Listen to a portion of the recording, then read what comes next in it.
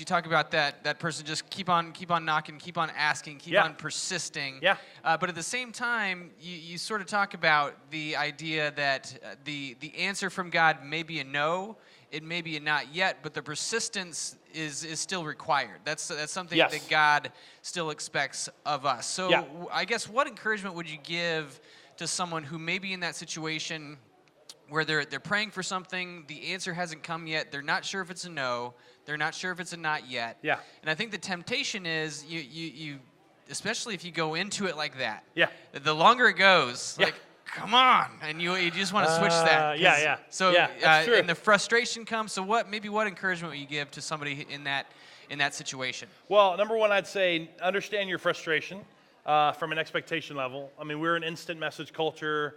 We kind of feel like if it's not answered immediately, there's no way. We don't understand we don't have a real good perspective of praying something for years and years and years and years. That's right. And something not being answered until years and years and years. Mm-hmm. So understand that our version of quickly is Now, different. And so some of your frustration may come from that, and you need to pray. You have God reveal that to you. The other thing I would say, and this is just me personally, I have brought things, to Him, and when I have felt like it's a no or a not yet, I will ask God, hey, listen, if this is a no, if this is not going to happen, would you remove this from me? Like remove the desire, burden or the desire, or just give me freedom to stop asking. And sometimes I have felt, I know in two specific situations where I was praying for something very specific, and I felt like in moments of prayer that immediately God just kind of gave me that freedom, that peace that came with peace of, you know what, this may not be something for this season, and I'm going to bring it back to you later. So it's one of those things, like I even let go of it for a moment and just said, okay, well, I'm not going to continue to bring that.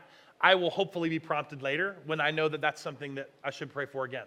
So I think part of that is just asking God. When it's there, like, hey, I'm going to continue to bring this until you speak to me and share with me that this is either no or not yet, or I had just freedom to not ask.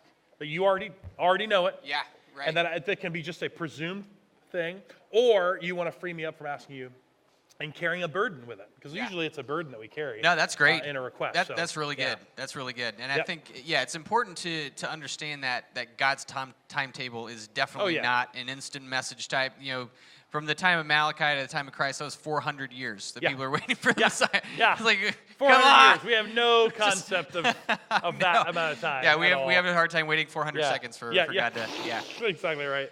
So what was the other question? Okay, so the question I got in between services was the conditions. And again, it just had to do with a healthy understanding. So when you read and this is me, there are some conditions, and I can't go into it too deeply, but there are some that you read that are very prescriptive in nature, which means that they are very much a do not have unconfessed sin in your life.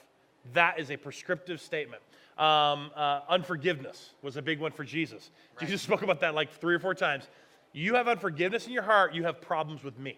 Like when you have a problem with unforgiveness with somebody else, you are having a problem with me. Yeah, then you don't understand God's forgiveness. You don't understand. So he was very specific about that. So I would say, no, those are things that you should definitely pay attention to. A lot of things were written, again, like times of judgment. Those were written in descriptive natures. They're written in such a way to let you know that those people had issues. They had things in their life that they just were not aware of, and they did not surrender to God, and therefore their prayers were hindered. And that's something where you just go, okay, well, the conditions aren't all there for me to just figure out how I can meet all those, like a law. They're there for me to be at least go to God and say, is there anything? Like, is there something that's hindering our relationship? Is there something that's hindering you even coming through on this request? That's right. Because maybe you sense that it's something that God wants to do, but so I would say, again, some who teach that name it and claim it, because it's very man-centered, view the conditions as well, you didn't have enough faith, or you didn't really believe, you doubted, which then becomes your problem. Screwed up. You did your problem. Wrong. Yeah. And I just want people to hear that those conditions, there are some that are prescriptive, but those conditions are things that we just need to be aware of. Let's face it, it's all different for everybody, but you may be praying about something, and you have no faith that he can do it. I mean, you're just going through the motions. And so maybe it is for you. Maybe that thing, when it says you have no faith, you need to figure it out. You need to pray in that moment and actually believe that it can.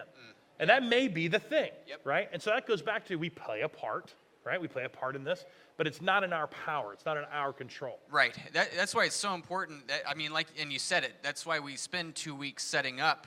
Yes. This whole scenario in the table. This was really one long message. Right. This was like a 4-hour message, and we broke up into. And if you look at it that way, then like 2/3 of this message are all about what he's done. That's exactly. And how he comes to the table on our behalf, even for us, and intercedes for us and mediates for us, and gave us this opportunity. And then this last third has been about, okay, now we do have a role, we do have a part. Yep. So yeah. No, that's awesome. Yeah. Good job, man. Thanks, dude. Yeah. Thanks, guys. So Generous Life next week, going to be awesome Christmas series. I think Chris is going to bring some Christmas carols next week. Yeah, we're going to have some Christmas songs. It's going to be awesome. That's All right, we'll see you next week. All right, bye.